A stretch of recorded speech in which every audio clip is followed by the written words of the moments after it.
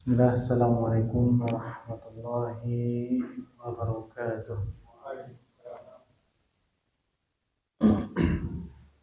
Alhamdulillah, nahmaduhu wa nasta'inuhu wa nastaghfiruh wa na'udzu billahi min shururi anfusina wa sayyiati a'malina.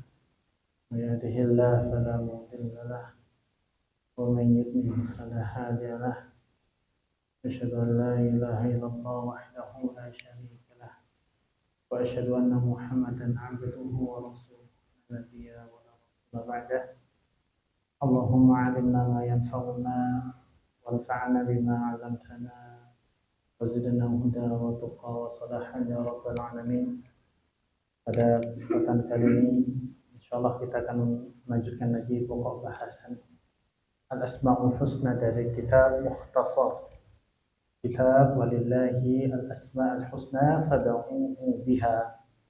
Yang di pertemuan yang lalu kita sudah membahas tentang dua nama Allah Subhanahu wa Ta'ala yang berhubungan dengan kasih sayangnya, yaitu Ar-Rahman dan Ar-Rahim. Kita juga sudah membahas tentang khilaf yang ada pada maknanya. Kemudian kita juga sudah membahas tentang rahmat Allah Subhanahu wa Ta'ala kepada hambanya. Itu ada dua jenisnya, rahmat Allah yang bersifat umum dan rahmat Allah yang bersifat khusus. Adapun rahmat Allah yang bersifat umum ini rahmat Allah atau kasih sayang Allah yang mencakup seluruh makhluknya tanpa terkecuali, seperti diberi kesehatan, walaupun di antara hamba-hambanya masih ada yang berbuat maksiat, berbuat kekufuran, berbuat dosa, tapi Allah masih berikan dia nikmat, kesehatan, rizki dan yang lain sebagainya. Ya, Rabbana wasi'at kulla syai'in rahmatan wa ilmah, kata Allah Subhanahu wa Ta'ala. Jadi rahmat Allah itu luas, mencakup seluruh makhluknya tanpa terkecuali. Kemudian ada yang rahmat Allah itu yang sifatnya khusus, hanya berlaku bagi mereka yang beriman kepada Allah dan hanya bisa diperoleh dengan ketaatan, keimanan, ketakwaan kepada Allah Subhanahu wa Ta'ala. Ya, seperti mendapatkan nikmat surga, nikmat haud telaganya Rasulullah, selamat dari as-sirat. Ya, semua itu rahmat Allah, kasih sayang Allah kepada hambanya dalam menghadapi ujian-ujian. Ia bisa selamat dari fitnah kubur, itu juga rahmat Allah terhadap hambanya. Dan rahmat ini khusus dan hanya bisa diperoleh dengan ketakwaan kepada Allah Subhanahu wa Ta'ala. Jadi ada dua jenis rahmat Allah ya. Kemudian di pertemuan kali ini kita akan membahas tentang dzikru ba'di athari rahmatillahi azza wa jalla fi khalqihi wa amrihi, yaitu kita akan membahas tentang dampak dari atau pengaruh dari rahmat Allah Subhanahu wa Ta'ala kepada hambanya. Dan kalau kita lihat rahmat Allah itu luas sekali, luas sekali, dan dampaknya rahmat tersebut terhadap hamba-hambanya pun besar dan banyak sekali. Tapi kita hanya membahas beberapa poinnya saja sebagai bentuk perwakilan dari luasnya rahmat Allah Subhanahu wa Ta'ala, yang insyaallah beberapa poin ini cukup ya untuk mengkaji ya luasnya rahmat itu kepada kita semua. Yang pertama, muallif mengatakan tazharu atharu rahmatillahi azza wa jalla fi kulli ma khalaqa Allah fi hadzal qaulil 'arid wa ma fihi min al makhluqat ad-dalati 'ala 'azamatihi subhanahu wa rahmatihi. Kemudian bihadal insan bitaskhiriha lahu. Baik, ikhwata fillah yang dirahmati Allah Subhanahu wa Ta'ala. Jadi ini poin yang pertama yang disebutkan oleh muallif ya. Kita atau tampaknya pengaruh rahmat Allah Subhanahu wa Ta'ala ya, di antara dampak pengaruh rahmatnya Allah Subhanahu wa Ta'ala kepada hamba-hambanya, kepada makhluk-makhluknya, ya, yaitu dengan Allah menjadikan bagi para manusia, hamba-hambanya itu apa? Fasilitas-fasilitas yang ada di dunia ini. Jadi Allah itu kasih kita fasilitas yang begitu komplit, lengkap, luas, besar. Ya, semua itu bisa kita nikmati, Pak. Apa fasilitas itu? Dunia dan seisinya. Baik. Coba perhatikan jamaah yang dirahmati Allah Subhanahu wa taala. Kalau dunia ini, bumi ini dilihat dari satelit di luar angkasa sana, Pak. Kira-kira jasad kita, tubuh kita ini kelihatan nggak? Nggak kelihatan. Jangankan kita, rumah kita yang mungkin lebih besar dari perawakan kita, itu pun tidak terlihat dengan satelit itu daripada tubuh kita. Tapi Allah tetap berikan fasilitas komplit, walaupun kecil, Pak, nggak terlihat. Kita kecil sekali, nggak terlihat. Dari satelit pun kita nggak terlihat. Tapi Allah berikan seluruh rahmat kasih sayangnya itu kepada kita semua, tanpa terkecuali. Ya, diantaranya, Pak, diantaranya tubuh kita. Ini semua tubuh kita ini, Pak, adalah dampak dari rahmat Allah Subhanahu wa taala kepada kita itu sendiri. Coba kita lihat dari mata. Pertama dari mata saja dulu. Di antara bentuk rahmat Allah kepada kita.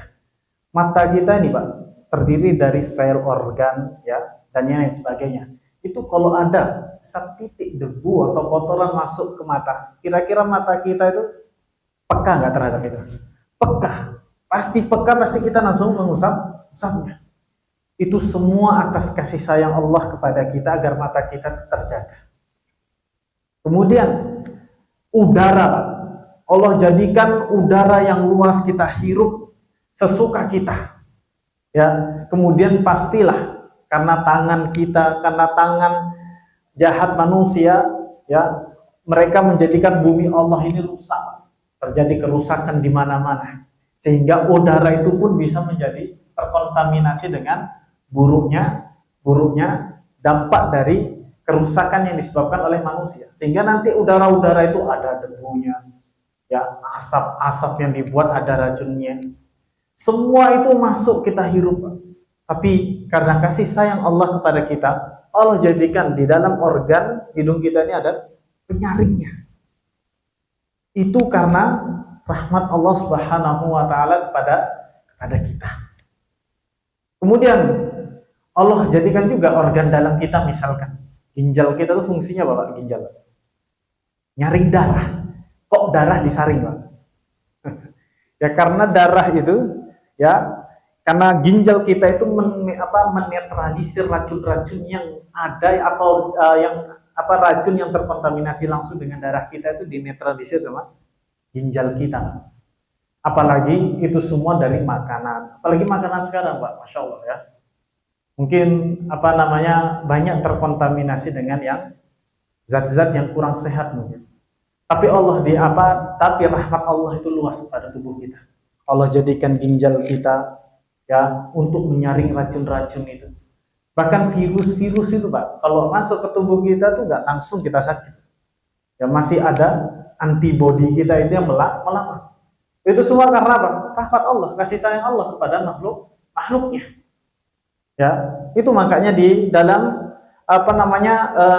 pengaruh rahmat Allah terhadap hambanya, itu yang pertama tadi, Allah jadikan rahmat Allah kepada makhluknya seluruh yang ada di bumi ini, ya, Allah tampakkan kebesaran Allah itu sesuai dengan apa yang kita lihat di bumi yang Allah Subhanahu wa taala. Ya, kita ini kecil, Pak, kalau dilihat dari satelit gak kelihatan. Maka apa yang dibutuhkan manusia ketika manusia ada di bumi? Butuh namanya udara. Allah kasih udara itu agar kita bisa hidup, kita bisa bernapas. Semua itu karena rahmat Allah Subhanahu wa taala kepada hamba-hambanya. Oleh karenanya Allah mengatakan wasakhkhara lakum ma fis samawati wa ma fil ardi jami'an min inna fi dzalika laayatin liqaumin yatafakkarun. Dan dia, Allah Subhanahu wa taala, itu menundukkan yang ada di langit, bahkan yang ada di bumi. Ini untuk kita semuanya, Pak. Ya, Allah jadikan semua yang ada di bumi ini, fasilitas-fasilitas yang ada di bumi ini untuk siapa? Untuk kita semua. Ya, ini sebagai bentuk rahmat dari Allah Subhanahu wa taala. Karena di dalam itu semua, Pak, itu ada tanda-tanda kebesaran Allah Subhanahu wa taala. bagi orang yang berpikir. Kalau orang yang mikir, semua ini rahmat dari Allah. Bahkan organ tubuh kita, anggota tubuh kita, mata kita, telinga kita ini semua ada penyaring-penyaringnya, Pak. Lubang, semua yang masuk ke dalam tubuh kita ini semuanya tersaring, nggak langsung bisa masuk. Penyakit nggak bisa langsung masuk. Tersaring dengan tubuh-tubuh kita. Siapa yang menjadikan itu semua? Allah. Atas dasar apa Allah menjadikan itu semua bagi kita? Karena kasih sayang Allah kepada makhluknya, walaupun orang itu pun melakukan maksiat atau kekufuran. Masih dikasih nggak itu? Kasih. Ini bentuk luasnya rahmat Allah Subhanahu wa taala kepada hambanya. Kemudian di antara rahmat Allah Subhanahu wa taala yang Allah jadikan di bumi ini, Pak, sebagai di antara fasilitas yang Allah berikan kepada kita, Allah jadikan kita ini apa? Ya, di antara bentuk rahmatnya Allah jadikan kita ini saling membutuhkan satu dengan yang lainnya. Sekaya apapun kita, Pak. Sekaya apapun kita, karena kasih sayang Allah kepada kita, sekaya apapun kita, pasti kita butuh sama sesama orang yang lain. Mau kayanya melintir, Pak, pasti butuh dia sama yang miskin. Mungkin bisa jadi yang kaya itu lebih banyak membutuhkan mereka yang miskin daripada sebaliknya. Ya. Dia punya orang kaya, Pak. Dia butuh rumah sebagai bentuk tempat tinggal dia. Ya. Kalau dia hidup sendiri, tidak bersosialisasi atau hidup di suatu tempat sendiri, kira-kira rumahnya bisa terbangun, Pak? Dia nggak punya skill bangun rumah, cuma punya duit banyak. Nggak bisa, dia butuh orang lain. Tanahnya luas, perusahaannya banyak. Dia juga butuh orang lain untuk menjalankan itu semua. Itu diantara bentuk rahmatnya Allah kepada kita. Ya, Allah jadikan satu punya skill berdagang, satunya tidak, itu juga diantara bentuk rahmat Allah Subhanahu wa taala kepada kita, agar umat manusia itu saling membutuhkan satu dengan yang lainnya. Kemudian jamaah dirahmati Allah Subhanahu wa taala, di antara bentuk rahmat Allah pun yang Allah jadikan fasilitas itu kita dapati di dunia ini. Ya, Allah jadikan seorang guru itu juga butuh ke muridnya. Kiai butuh ke santrinya, pun juga santri butuh ke kiainya. Ya, antum nggak bisa jadi kiai kalau nggak ada santrinya, betul nggak? Nggak bisa jadi ustadz kalau nggak ada muridnya. Sama santri itu nggak bisa jadi santri kalau nggak ada gurunya. Ya, Allah jadikan kita tuh saling membutuhkan itu karena rahmat Allah kepada kita, kasih sayang Allah kepada kita. Makanya ada sebuah petuah yang disampaikan oleh seorang ulama yang bernama Syu'bah, mengatakan kullu man katabtu anhu haditsan fa'ala lahu abdun. Ya, setiap apa yang aku menulis darinya sebuah hadis, maka aku adalah budak baginya. Sampai segitunya, Pak. Seseorang itu membutuhkan sebuah ilmu, ya, sebuah lembaga pesantren, ya, itu nggak jalan, Pak. Lembaganya nggak bakal jalan, yayasannya nggak bakal jalan kalau nggak ada SDM-nya di sana, nggak ada santrinya. Ya, santrinya pun nggak bisa pinter kalau nggak ada yang ngajarin. Ya, tidak ada yang mengajarkan. Semua saling membutuhkan. Ya, semua saling membutuhkan satu dengan yang lainnya. Ini semua apa? Rahmat Allah Subhanahu wa taala. Kasih sayang Allah kepada kita. Coba kalau misalkan kita dijadikan hidup menyendiri di satu buah tempat sendiri, punya kekayaan yang luas tapi nggak bisa dipergunakan. Sama aja, Pak. Tidak ada kebahagiaan di situ. Tidak ada ketenangan, tidak ada ketentraman di situ. Itu di antara bentuk rahmat Allah Subhanahu wa taala kepada kita. Ya. Di antara bentuk rahmat Allah pula kepada kita sebagai hambanya, ya Allah jadikan kita berpasang-pasangan, menikah satu dengan yang lainnya, membutuhkan satu dengan yang lainnya. Itu di antara bentuk rahmat Allah Subhanahu wa taala kepada siapa? Kepada hambanya. Nah, sebenarnya dari satu poin itu, Pak, itu sudah menggambarkan rahmat Allah itu luas sekali. Rahmat Allah itu luas sekali, ya. Jadi bagaimana kita mensyukuri itu semua. Kemudian yang kedua, poin yang kedua di antara dampak rahmat Allah Subhanahu wa taala kepada hambanya, ya, kepada makhluknya, yang kedua adalah a'zamu athari rahmatihi subhanahu, ya, irsaluhur rusul wa inzal lahu al-kutub hidayatan linnasi wa ikhrajan lahum minadh dhulumati ilan nuri, farrusulu rahmatun min indillahi azza wa jalla li'ibadihi. Jadi di antara dampak rahmat Allah Subhanahu wa taala, pengaruh rahmat Allah Subhanahu wa taala kepada makhluknya yang paling agung dan besar itu adalah dengan Allah mengirimkan seorang nabi, seorang rasul kepada kita semua. Saking besarnya kasih sayang Allah ke kita semua, Pak. Allah itu tidak menginginkan kita tersesat. Allah itu tidak menginginkan kita masuk ke neraka. Allah itu tidak menginginkan kita diazab. Maka Allah kirim seorang rasul yang mengajarkan kepada kita, yang menuntun kita, menunjukkan kepada kita kalau mau masuk surga jalannya ini. Kalau kalian mau neraka ya jalannya ini. Sudah, tinggalkan yang diperintahkan saja, lakukan yang dilarang. Ya, coba seandainya, Pak, seandainya ini, ya, tidak ada syariat, ya, tidak ada seorang nabi dan rasul yang menyampaikan kita sebuah kebenaran. Kita ini seperti hewan, Pak. Kita ini akan sama saja seperti hewan, sama saja kita nggak berakal. Jadi kita akan serampangan melakukan sesuka hawa nafsu kita. Ya, bahkan di antara kasih sayang kita sudah sering jelaskan, Pak, di kajian tentang kisah Nabi dan Rasul. Allah kirim seorang nabi ke setiap kaum di setiap masa, itu di antara bentuk rahmat Allah.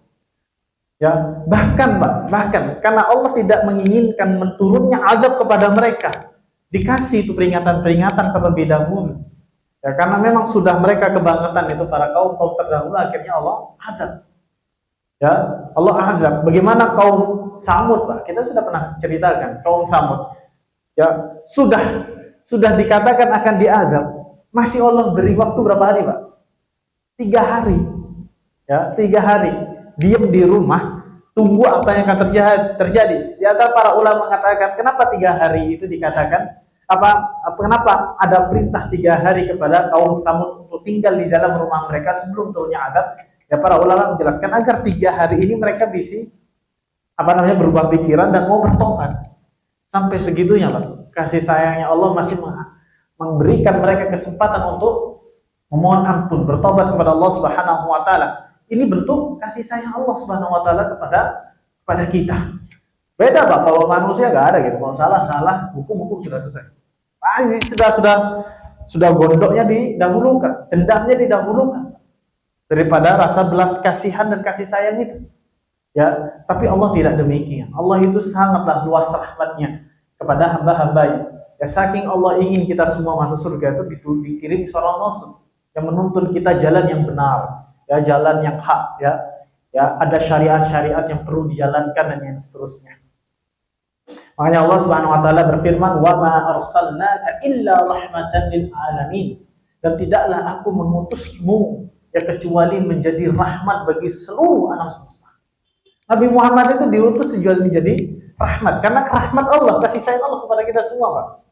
Ya, kasih sayang Allah kepada kita semua karena Allah menginginkan kita semua menjadi hamba yang taat, menjadi hamba penghuni surganya, ya. Baik, jamaah yang dirahmati Allah Subhanahu wa taala. Kemudian di antara bentuk pengaruh rahmat Allah, kasih sayang Allah kepada hambanya yang ketiga, yaitu ma yadauhu fi qulubil ummahati min rahmatin nahwa auladihinna sawa'an kana dzalika 'inda insani wal hayawan. Jadi antara dampak rahmat Allah, kasih sayang Allah kepada kita pula, Allah jadikan hati ibu-ibu kita itu di dalamnya memiliki rasa kasih sayang kepada anak-anaknya. Bahkan itu juga Allah jadikan kasih sayangnya kepada hewan pun, Pak. Ya, bahkan hewan yang tidak berakal pun, Pak, Allah berikan rasa kasih sayang di dalam diri mereka ini. Hewan, ya, bahkan anaknya masih kecil pun dirawat. Burung, Pak, yang ada di pohon, di sarangnya, ya, itu nggak bisa terbang. Ya, kalau lapar tuh cuma bisa bersuara. Tapi Allah jadikan atas kasih sayangnya, induknya itu ngempu, induknya itu merawat. Begitu pula dengan rahmat Allah kepada kita. Kita itu, Pak, sejak ada di rahim ibu kita itu sudah diberikan rizki. Itu di antara rahmat Allah. Ya. Coba, Pak, bayi kita masih di dalam perut itu nggak bisa nyari makan, nggak bisa. tapi Allah jadikan satu selang atau satu sumber rezeki pada kita. Karena rahmat Allah apa? Dari makanan asupan ibu kita masuk ke kita itu jadi sumber makanan kita di dalam perut ibu kita. Allah cabut satu sumber rezekinya ketika lahir, Allah kasih dua. Apa Pak? Dari apa itu? Dari makanan sama dari ASI ibu kita.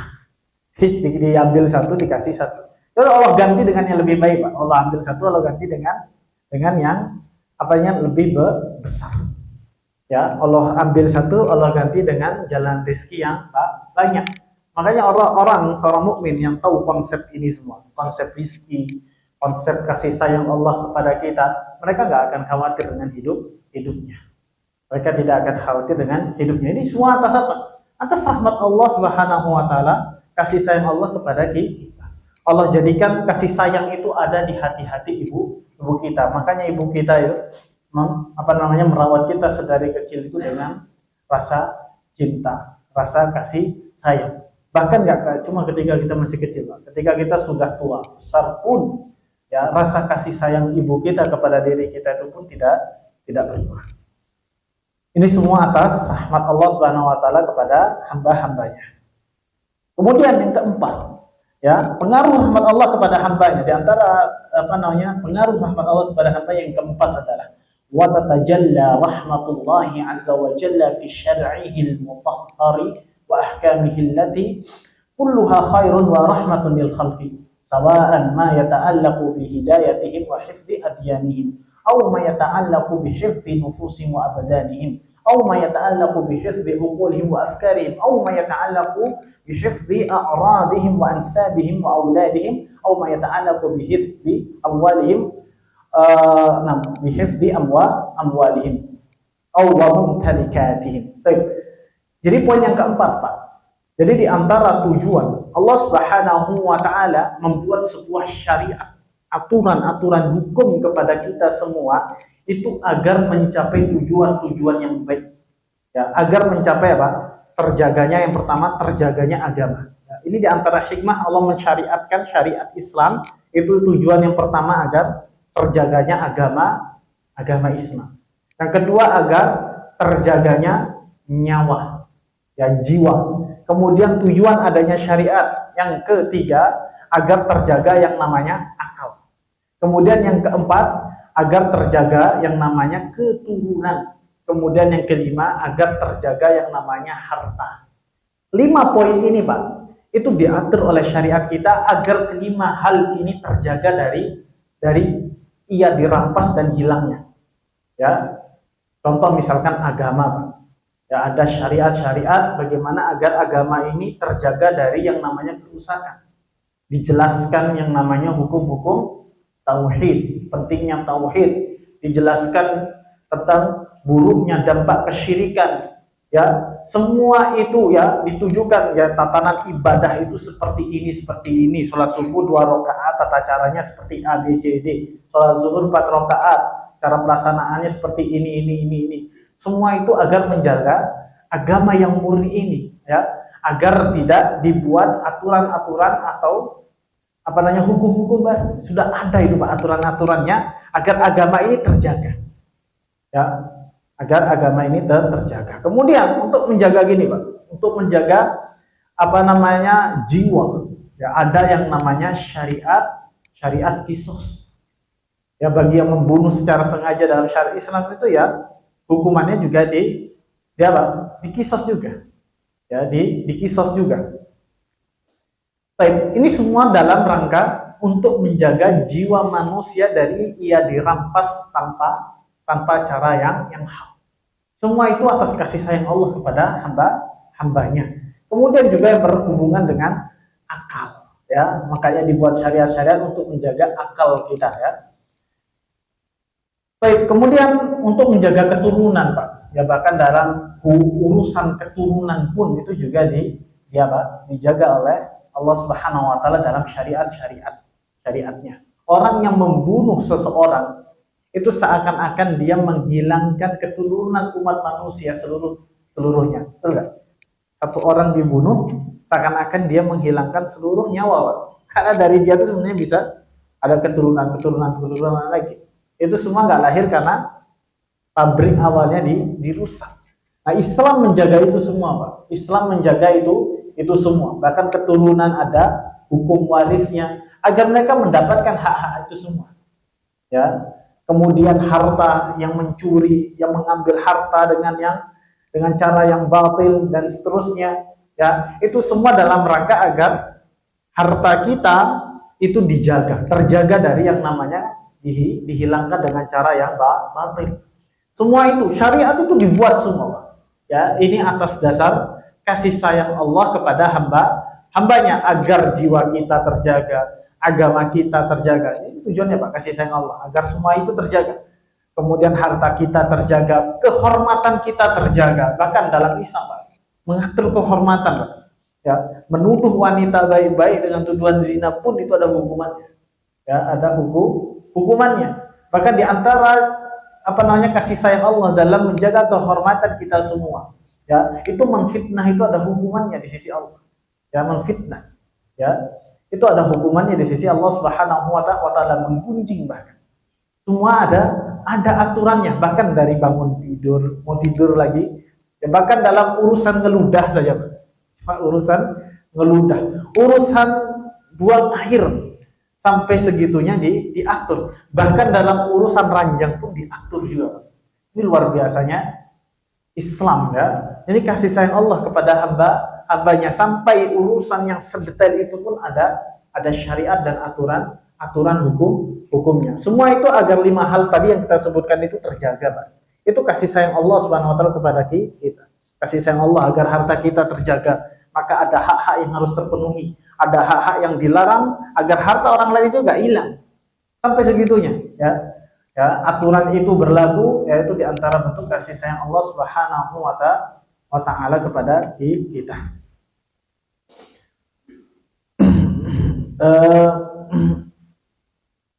Kemudian, Pak, diantara bentuk pengaruh kasih sayang Allah yang kelima adalah kama tatajalla rahmatullahi azza wa jalla fil masaib wal makruhat.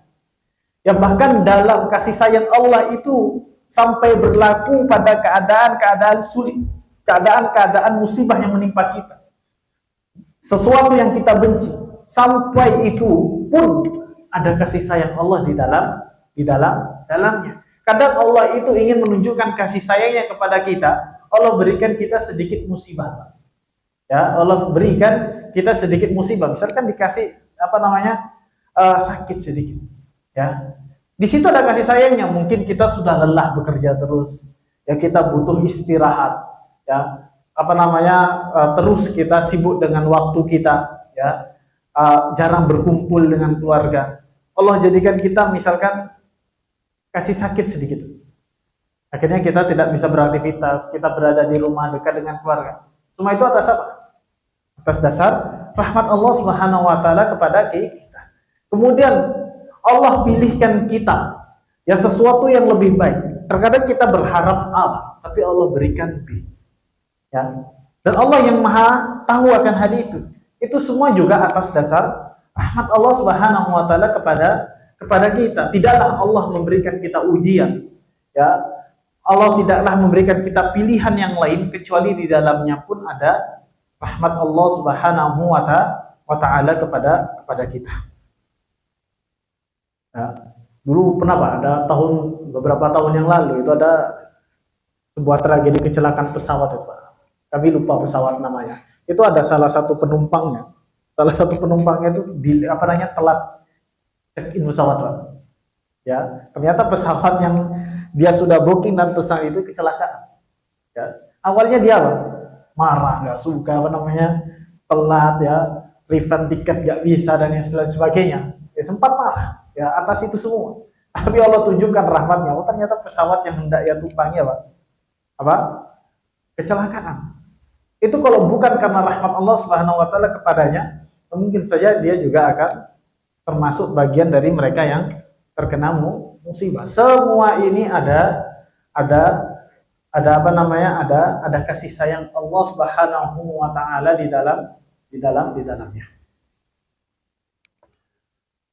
Tapi ikhwata fillah yang dirahmati Allah Subhanahu wa taala. Semua ada gininya, Pak ya. Semua ada kasih sayang Allah Subhanahu wa taala di dalam bentuk ujian yang kita terima. Dulu kita masih ingat, Pak, waktu masih di Libya itu. Ada sekitar 7 kawan kami. Ini satu angkatan dengan kita di di kampus dulu. Itu lulus takmili. Takmili itu kelas 1 tahun setelah I'dad Lughawi, itu ada satu kelas lagi namanya kelas takmili. Itu kelas khusus untuk persiapan nanti kita masuk ke syariah. Nah, itu kalau mau ke syariah, mau ke jenjang sarjana ya, itu harus tes lagi, Pak. Nah, ini 7 kawan kami yang kami biasa kumpul bareng sama mereka, ini nggak lulus, Pak, 7-7-nya. Nggak lulus. Dan kebetulan di tahun itu pula, tahun dimana kita tes untuk masuk syariah itu juga ada daurah Madinah waktu itu. Daurah Madinah di Jakarta. Kita bertujuh ikut, Pak. Berangkat dari Jakarta bareng-bareng. Jadi sama anak 8. Ya, tes syariah sudah, daurah sudah. Waktu pengumuman masuk ke jenjang S1, yang lulus cuma anak. 7 kawan anak nggak ada yang lulus. Ya. Kita yang lulus cuma bisa ngibur, ya nggak bisa bantu mau lulus. Tapi beberapa bulan kemudian mereka yang nggak lulus 7-7-nya keterima Madinah. 7-7-nya keterima Madinah. Dan anak saja nggak keterima Madinah waktu itu. Itu semua atas rahmat Allah Subhanahu wa taala. Allah tutup satu jalan, ya. Allah kasih jalannya lebih baik. Nggak masalah, ya. Semua nggak masalah, ya. Semua nggak masalah. Semua ada kebaikan di dalamnya. Awalnya sedih, Pak, tapi Allah ganti langsung dengan pintu yang lebih baik. Ya, lebih baik. Tapi ini semua ujian itu ada kasih sayang Allah Subhanahu wa taala di dalamnya. Ada juga kawan kita, Pak, dulu, Pak, daftar kuliah luar negeri itu gak lulus berkali-kali, gak lulus. Sampai kapok. Tapi bisa lanjut S2 di luar. Nah, yang S1 di luar gak bisa lanjut S2. Semua ada jalannya, ya. Rahmat Allah maha luas, makanya kita jangan putus asa untuk meraih rahmat Allah. Jadi diikhtiarkan semaksimal mungkin, kemudian berdoa. Allah yang menentukan semuanya. Tapi ini juga, Pak, ya, ini bentuk rahmat Allah. Luasnya rahmat Allah Subhanahu wa taala kepada kita semua. Kemudian yang keenam, wa tatajalla rahmatullahi azza wa jalla fi rahmatihil khassah bi awliyaihi wa taufiqihim wa tasdidihim wa hifdihim wa taysiri umurihim wa ijabati du'aihim wa nasrihim ala a'daihimil kafirin.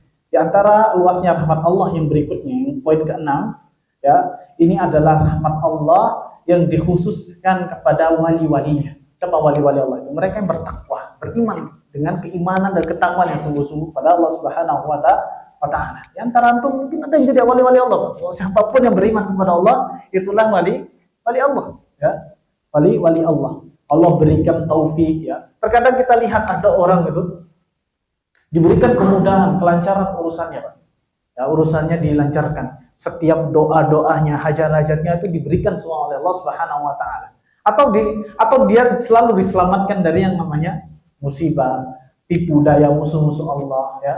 Itu semua karena rahmat Allah Subhanahu wa taala kepada hamba-hambanya. Dan masih banyak lagi, Pak, di antara bentuk kasih sayang Allah kepada hambanya yang mungkin kita tidak bisa persebutkan satu persatu karena saking luasnya. Jadi 6 poin ini, ya, ini sebenarnya sudah mewakilkan ya begitu luasnya rahmat Allah Subhanahu wa taala kepada kita. Maka di antara nama-nama Allah yang baik itu adalah Ar-Rahman, Ar-Rahim, yang keduanya mengandung kasih sayang Allah kepada kita. Kemudian mungkin kita bertanya-tanya, lantas apa faidahnya? Apa pengaruhnya buat kita setelah kita mempelajari 2 nama Allah yang mulia ini? Ar-Rahman, Ar-Rahim itu faidahnya apa, Ustaz? Yang pertama, ya, disebutkan oleh para ulama. Faidah yang pertama, ya, setelah kita mengkaji nama Allah Ar-Rahman, Ar-Rahim, yaitu mahabbatullahi azza wa jalla al-mahabbah al-azimah. Ya, wa dzalika hinama yufakkiru al-'abdu wa yanzuru fi athari rahmatillahi azza wa jalla fil afaqi wa fil nafsi allati la ta'ud wa la tuhsa. Dan kemudian, Pak, ya, Faidah yang pertama, ketika kita mempelajari ya atau mengimani dua nama tadi, Pak, Ar-Rahman, Ar-Rahim, yang di dalamnya ada sifat kasih sayang Allah kepada kita semua. Pengaruhnya apa yang pertama? Kita semakin cinta kepada Allah Subhanahu wa Ta'ala. Setiap kali kita berpikir, melihat ya, semua yang Allah berikan, fasilitas-fasilitas yang ada di dunia ini kepada kita, maka akan tumbuh rasa cinta kepada kita. Kita akan semakin mengimani bahwa ini semua rahmat Allah kepada kita. Baik yang ada di luar tubuh kita, di dalam tubuh kita, ini semuanya adalah rahmat Allah Subhanahu wa Ta'ala, dan kita nggak bisa hitung semua, Pak. Ya. Kemudian pengaruhnya lagi untuk kita apa? Kita akan semakin selalu hanya mengharap kepada Allah Subhanahu wa Ta'ala. Kita akan semakin taat kepada Allah Subhanahu wa Ta'ala. Kita akan semakin menjadi hamba yang optimisme dalam hidup ini. Kita akan optimisme, tidak sedih dalam perkara apa. Ini sedih wajar, Pak, tapi tidak berputus asa untuk menggapai rahmat Allah yang luas tadi. Kemudian ya wahwal dari yaghfiruz dzunuba jami'an, dan ketika kita berdosa ya kita bertobat kepada Allah, dan kita akan selalu yakin bahwasanya ya dosa-dosa kita itu diampuni oleh Allah Subhanahu wa Ta'ala. Beda orang yang tidak mempelajari nama-nama Allah, ya tidak mempelajari dua nama ini. Ketika ia melakukan dosa, seakan-akan dia adalah orang yang kotor, tidak berguna di dunia ini. Dia pesimisme, tidak ada rasa optimisme dalam dirinya. Dia tidak mau bertobat karena mungkin Allah tidak mengabulkan tobatnya, akhirnya dia akan melakukan. Sudah sekalian saja kita melakukan kejahatan. Dan itu juga terjadi kepada masanya kaum Samud. Sudah bunuh untanya Allah, ya itu adalah kita juga sudah kadung melanggar. Ini unta nggak boleh dibunuh, tapi kita bunuh. Sudah kadung kita dapat dapat ancaman akan diazab, sekalian saja kita bunuh itu sih Nabi Saleh, biar sekalian sama-sama mati sudah. Pak, nah, ini diantara contoh mereka-mereka yang berputus asa terhadap rahmat Allah Subhanahu wa Ta'ala. Padahal Allah kasih mereka 3 hari untuk merenungkan kesalahan mereka, tapi mereka kaum Samud ini tetap berputus asa, dan akhirnya sudah diazab oleh Allah Subhanahu wa Ta'ala. Sudah kadung buat salah, ya sudah sekalian saja melakukan dosa, daripada setengah-setengah sama saja dihukum. Nggak bisa gitu kan. Ya, dari rahmat Allah itu sangat luas. Kalau kita mau bertobat, kita mohon ampun, Allah ampuni.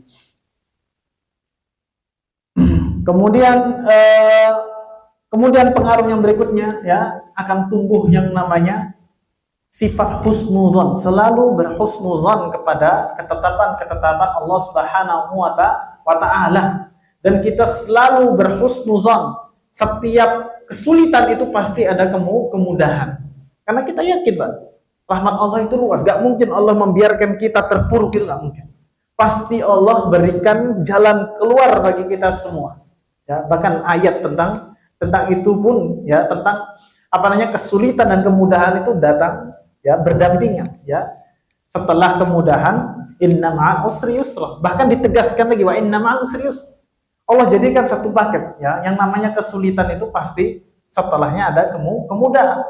Mereka yang beriman bahwasanya Allah itu ya maha luas kasih sayangnya, maka akan tumbuh dalam dirinya, hatinya, dia akan selalu berhusnuzan. Dia akan selalu menunggu jalan keluar dari kesulitan-kesulitan yang ia hadapi. Orang cita-citanya nggak tidak sesuai dengan harapannya, maka dia akan terus tetap berhusnuzon, Pak. Tidak menyalahkan, saya sudah kerja keras, saya sudah bekerja keras, usaha saya nggak maju-maju, sudah siang pagi saya berusaha, tapi segini-segini saja yang saya dapatkan. Ya, itu semua enggak. Itu karena dia tidak berhusnuzon kepada Allah Subhanahu wa Ta'ala. Dia melupakan ya kurang imannya dia terhadap bahwasanya Allah itu maha luas kasih sayangnya. Ini, Pak, akan tumbuh dalam hati kita sifat selalu berhusnuzon ya kepada Allah Subhanahu wa Ta'ala, dan selalu berhusnuzon bahwasanya dosa kita itu diampuni oleh Allah Subhanahu wa Ta'ala. Kemudian kemudian di antara dampak baik yang berikutnya adalah dampak baik dari kita mengimani dua nama Allah Subhanahu wa taala, yaitu Ar-Rahman Ar-Rahim, yaitu apa? Di antara bentuk besarnya rahmat Allah kepada manusia itu adalah diberikan dia hidayah ketauhidan. Nah, itu dampak baiknya, Pak. Orang yang mengenali Allah itu Ar-Rahman Ar-Rahim, maka sejatinya dia telah mendapatkan hidayah dari Allah akan nikmat ketauhidan. Apa fungsi dari ketauhidan? Apa buah manis dari kita mentauhidkan Allah? Banyak sekali, Pak. Yang pertama, orang yang mentauhidkan Allah itu pasti dijanjikan surga. Kemudian yang kedua, Allah haramkan baginya neraka. Ini sudah janji Allah kepada mereka yang mentauhidkan Allah Subhanahu wa taala walaupun hanya setitik ada ketauhidan dalam dirinya. Kemudian bentuk kita mengimani bahwasanya luasnya rahmat Allah ikhrajuhum minadz zulumati ilan nur biizni rabbihim. Allah akan keluarkan manusia itu dari seburuk apapun hidupnya. Kalau ia mengetahui rahmat Allah itu sangat-sangat luas, pasti dia yakin Allah akan menunjuki dia, atau Allah akan mengeluarkan dia dari jalan kegelapan menuju jalan keimanan atas izin Allah Subhanahu wa taala. Kemudian di antara buah manis kita mengimani dua nama Allah yang tadi Ar-Rahman Ar-Rahim, yang berikutnya adalah kita akan terjaga dari melakukan yang namanya kezaliman. Karena Allah sudah kasih kita banyak nikmat. Allah sudah kasih kita kasih sayang, kita bisa bernafas. Semua yang masuk ke tubuh kita disaring, tidak langsung sakit, ada penyaring-penyaringnya. Ini semua karena rahmat Allah. Maka saya akan tinggalkan yang namanya kezaliman. Saya tidak akan melakukan yang namanya perbuatan-perbuatan zalim kepada orang lain. Itu, Pak.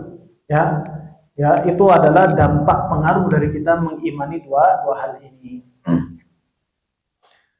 Jamaah yang dirahmati Allah Subhanahu wa taala, kemudian apa yang akan kita tinggalkan ketika kita mempelajari atau meyakini atau mengimani dua hal ini, kemudian, Pak, kita juga akan terhindar dari yang namanya berbuat kemaksiatan. Wa min a'zami ma tastajlibu bihi rahmatullahi ta'ala fi'lu ma yardihi wa ya'muru bihi wa ijtinabu ma yaskhatuhu wa yanha anhu bittiba'i ma ja'a bihi nabi. Dan di antara pengaruh atau dampak agar kita mendapatkan rahmatnya Allah Subhanahu wa taala. Cara agar kita mendapatkan rahmatnya Allah Subhanahu wa taala itu dengan apa? Dengan menjalankan segala sesuatu yang Allah ridhai, yang Allah perintahkan kepada kita, dan menjauhi semua yang Allah larang. Itu cara kita mendapatkan rahmatnya Allah Subhanahu wa taala. Dan ini adalah cara mendapatkan rahmat Allah secara khusus tadi, Pak, haruslah didasari dengan ketakwaan, agar kita bisa dapat surga. Surga nggak bisa, Pak, didapat dengan kita melakukan kemaksiatan, kekufuran. Nggak bisa didapat. Kita harus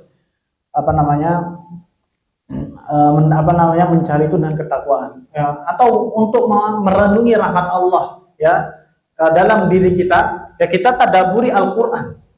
Kita renungi kehidupan, kita renungi semua yang Allah ciptakan ini karena kasih sayangnya. Itu di antara cara-cara agar kita bisa mengimani dengan keimanan yang baik, benar bahwasanya itu adalah rahmat Allah Subhanahu wa taala kepada kita semua.